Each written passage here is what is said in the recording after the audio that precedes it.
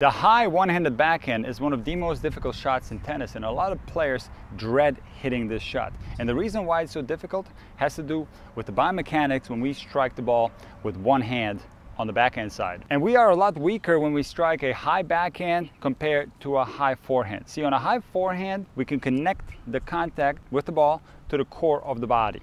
And it's not only that, we can also strike the ball with different swing paths. We can swing straight across. We can also swing down on the forehand.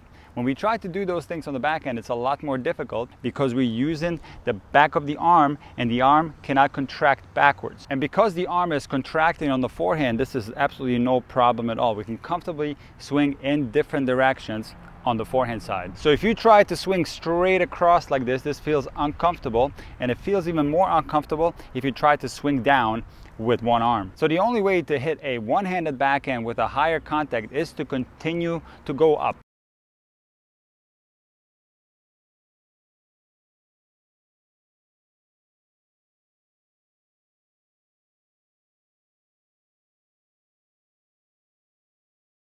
And if you watch the best one-handed backhands in the world, you will see that the swing path on a high one-handed backhand is very vertical. So players will use momentum to their advantage. So they will not start high on a high ball, something that you could do on your forehand, for example. You don't necessarily have to go underneath the ball in order to continue going up. You could set the racket higher and then continue on a more horizontal path.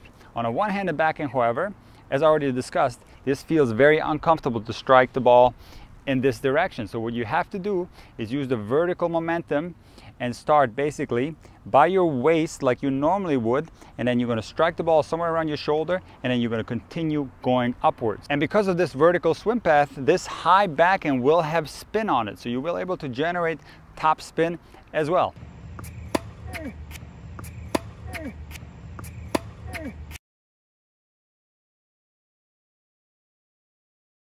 A lot of players struggle with the timing of playing a high ball, whether it be your forehand side or the backhand side. Now, the same rules are going to apply to both wings. Here's one thing you should never do when you're trying to play a high ball. You should never try to take the ball directly off the bounce. And the reason why you shouldn't take a high ball right off the bounce is that usually high balls have a high trajectory, meaning they're going to bounce very high, and this is not something that's suitable for a pickup shot right off the ground. You're going to very often not be able to control it, and you're going to catch the ball on the frame. The best balls generally to pick up right off the ground are flat balls with a low trajectory. So obviously you don't want to take the ball above your shoulder level because you're going to be very weak once the racket gets above this point.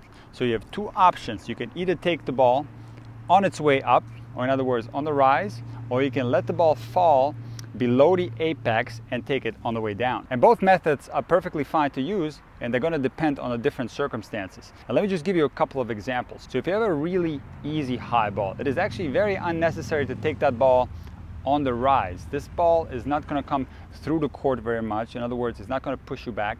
It's a non-threatening ball, and it'll be a lot easier to wait and let the ball fall below the apex and then hit a high one-handed backhand. On the other hand, if a high ball has a lot of penetration, meaning that it's going to bounce and the trajectory is going to be high, but the ball is also going to go through the court, that means that if you wait for the ball to fall below the apex, you're going to have to back up very far and sometimes very close to the back fence. And this is a very difficult way to play tennis. You're not going to be able to be very aggressive when you get pushed that far back. So in those cases, you might be better off trying to take a high ball like that on the rise. And remember that anytime you're taking the ball on the rise, and in the case of a one-handed backhand where you're going to attempt to take a ball on the rise around the shoulder level, the timing of this is very subtle and it's not so easy. So you have to make sure that you move your feet and have a lot of intensity on this type of shot.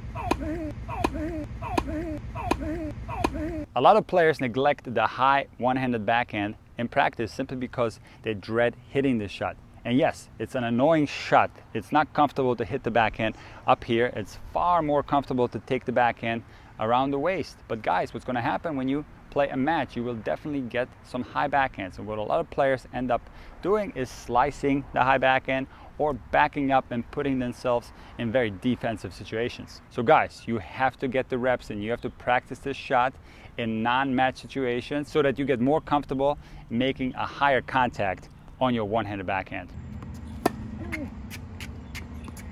Hey.